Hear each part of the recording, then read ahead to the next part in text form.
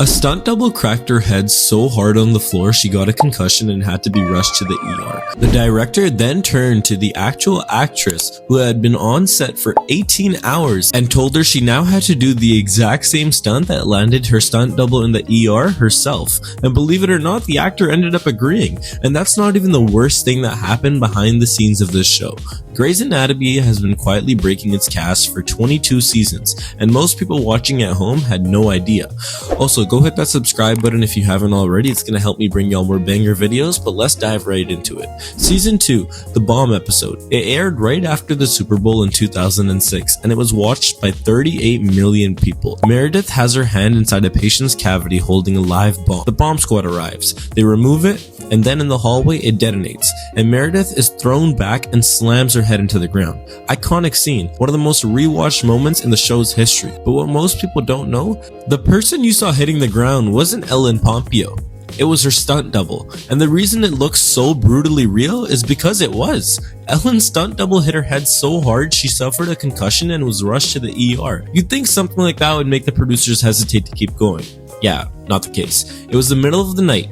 Ellen Pompeo had been on set for nearly 18 hours, exhausted, barely functional, and when her stunt double, the trained professional, was carted off to the ER with a head injury, Peter Horton turned to Ellen and told her she was doing the stunt herself. Her words to Entertainment Weekly, "I said, a professional stunt woman just gave herself a concussion doing it. I've been working 18 hours. I can barely see straight. Now you want me to try it?" They screamed at each other, a full argument on set about whether an exhausted actress should attempt a stunt that had just hospitalized a professional at 2 in the morning. She did it anyway because she was early in her career and didn't want to be labeled difficult. So she let them pull her backward and slam her into the ground, hours after watching someone else get a concussion doing the exact same thing. And listen to this, the final cut that 38 million people watched uses the stunt double's footage. They kept the concussion take because it looked more dramatic. Ellen later said on Twitter, "Don't do things that make you uncomfortable because you're afraid people will see you as difficult. Trust me, they're going to see you as difficult no matter what you do." He was referring to that one night. Imagine having an entire argument about whether or not you should do something, then you forcefully end up doing it and they don't even use what you did. Insane. Next up, we have Sandra Oh, who played April Kepner, and she revealed in an interview with the Miami Herald exactly what filming those surgery scenes involved. Her words, "We work with bovine organs, which are cows' organs. The smell is repulsive and makes us all gag. We use an actual soldering tool to solder the organs. It smells like burning flesh. There's also a lot of silicone and blood matter, red jello mixed with blood, and chicken fat." Yeah, pretty nasty. Let that sink in.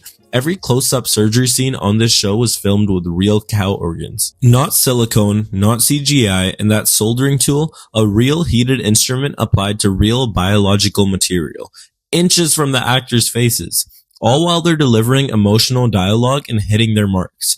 And it gets worse. This wasn't a one-time thing. This was every single surgery scene. For 22 seasons, thousands of hours under hot production lights in a closed soundstage, breathing in fumes that would make most people leave the room immediately. Sandra Oh called it pretty gross. That might be the biggest understatement in television history. And that's just a normal day before anything actually goes wrong. Because things did go wrong, and the person who made that clearest was Katherine Heigl.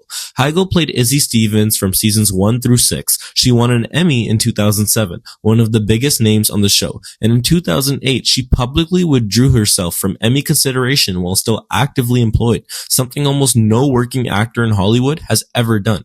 Everyone talked about the reason she gave, that the writing hadn't given her enough that season. But here's the real reason. Around the same time, Heigl publicly described the working conditions on Grey's Anatomy as, direct quote, "cruel and inhumane." He specifically called out the 17-hour shoot days as something that was damaging to her health over long periods of time.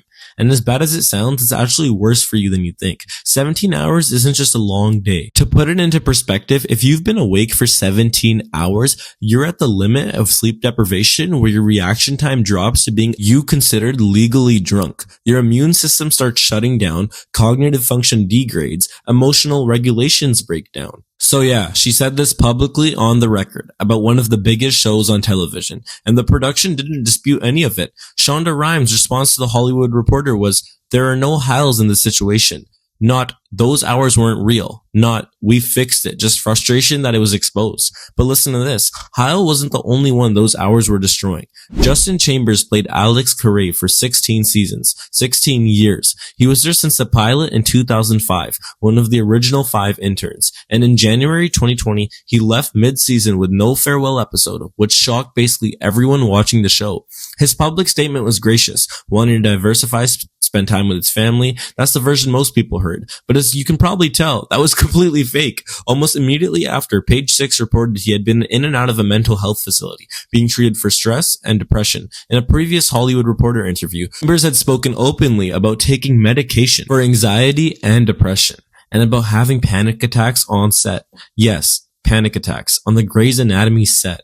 If you've never experienced a panic attack, it's not just nervousness. It's not stress. A full panic attack is your nervous system going into complete fight or flight with no physical threat present. Heart rate spikes, you can't breathe, your chest tightens, your body is convinced something catastrophic is happening, and your conscious mind can't override it. And he was having these panic attacks on the same set with 17-hour days, the same set with the cow organs and burning flesh, the same set Katherine Heigl had already called cruel and inhumane, and he stayed for 16 seasons before his body finally told him it was done. When he left, his character was written out through goodbye letters. No final scene, no farewell film with the cast, because by the time the decision was made, Justin Chambers was already gone. If this video opened your eyes, hit subscribe. I cover the real stories behind your favorite shows. Drop a like if you made it to the end, and let me know in the comments which one hit you the hardest, and let me know what you want to see next. Peace.